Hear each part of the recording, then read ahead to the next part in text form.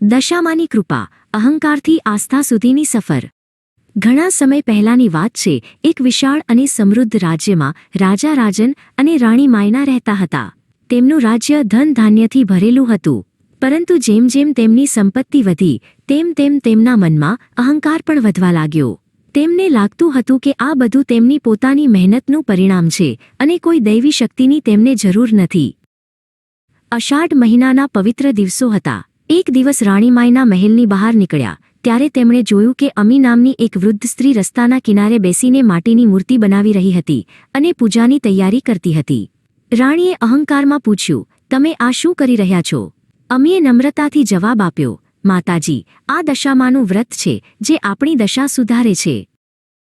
રાણી માયના ખડખડાટ હસી પડ્યા અને બોલ્યા, અમારી દશા તો પહેલેથી જ શ્રેષ્ઠ છે, અમને આવા વ્રતની શું જરૂર? જ્યારે તેઓ મહેલમાં પાછા ફર્યા અને રાજા રાજનને આ વાત કરી ત્યારે રાજાએ પણ મજાક ઉડાવી। તેમણે ભક્તિભાવથી પૂજા કરતી સ્ત્રીઓનો ઉપહાસ કર્યો। તે જ ક્ષણે દશામાં તેમના પર કોપાયમાન થયા અને તેમની દશા, ભાગ્ય બદલાવા લાગી। થોડા જ દિવસોમાં પડોશી રાજ્યના રાજા સમરે અચાનક આક્રમણ કર્યું। રાજા રાજનનું સૈન્ય હારી ગયું અને તેમનો કિલ્લો દુશ્મનોના તાબામાં આવી ગયો। પોતાનો જીવ બચાવવા માટે રાજન અને માયનાએ રાતોરાત જંગલ તરફ ભાગવું પડ્યું। જે રાજા રાણી ક્યારેય જમીન પર પગ નહોતા મૂકતા, આજે તેઓ કાંટા અને પથ્થરો પર ચાલી રહ્યા હતા। ભાગતા ભાગતા તેઓ બીજા રાજ્યની સરહદમાં પહોંચ્યા, પણ ત્યાંના સૈનિકોએ તેમને ચોર સમજીને પકડી લીધા। રાજા રાજન અને રાણી માયનાને અંધારી અને ભેજવાળી જેલમાં પૂરી દેવામાં આવ્યા। જેલની કોટડીમાં બેસીને તેમને પોતાની ભૂલ સમજાઈ। તેમને યાદ આવ્યું કે કેવી રીતે તેમણે દશામાં અને તેમના ભક્તોનું અપમાન કર્યું હતું। જેલમાં રહેતા રહેતા રાણી માયનાએ જોયું કે અષાઢ વદ અમાસ નજીક આવી રહી હતી। તેમણે નક્કી કર્યું કે તેઓ પોતાની ભૂલ સુધારશે। તેમણે જેલના ખૂણામાં ભેગી થયેલી માટીમાંથી દશામાની નાની મૂર્તિ બનાવી। તેમની પાસે પૂજા માટે કોઈ સામગ્રી નહોતી, પણ તેમની પાસે સાચી શ્રદ્ધા અને આંખોમાં પસ્તાવાના આંસુ હતા।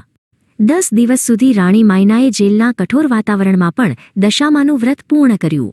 તેઓ માત્ર પાણી પીને રહેતા અને આખો દિવસ માતાજીનું સ્મરણ કરતા। રાજા રાજન પણ તેમની ભક્તિ જોઈને પ્રભાવિત થયા અને તેમણે પણ મનથી માફી માંગી। 10મા દિવસે રાત્રે જેલમાં એક દિવ્ય પ્રકાશ ફેલાયો। દશામાં રાણીની સાચી ભક્તિથી પ્રસન્ન થયા। તે જ રાત્રે પડોશી રાજ્યના રાજા સમરને સપનામાં દશામાએ દર્શન આપ્યા। માતાજીએ આદેશ આપ્યો, જેમને તે કેદ કર્યા છે તેઓ નિર્દોષ છે, તેમને માનભેર મુક્ત કર અને તેમનું રાજ્ય પાછું અપાવ, નહીંતર તારું પતન નિશ્ચિત છે।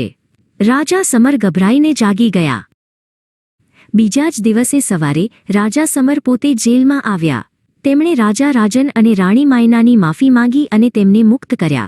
એટલું જ નહીં, તેમણે રાજનનું રાજ્ય પાછું સોંપ્યું અને ભેટ સોગાદો સાથે તેમને વિદાય આપ્યા।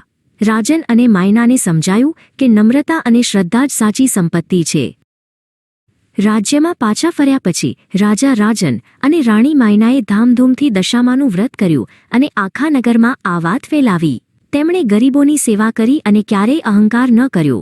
આ વાર્તા આપણને શીખવે છે કે ગમે તેવી માઠી દશા હોય, પણ જો શ્રદ્ધા અતૂટ હોય તો દશામાં સૌનું કલ્યાણ કરે છે। જય દશામાં।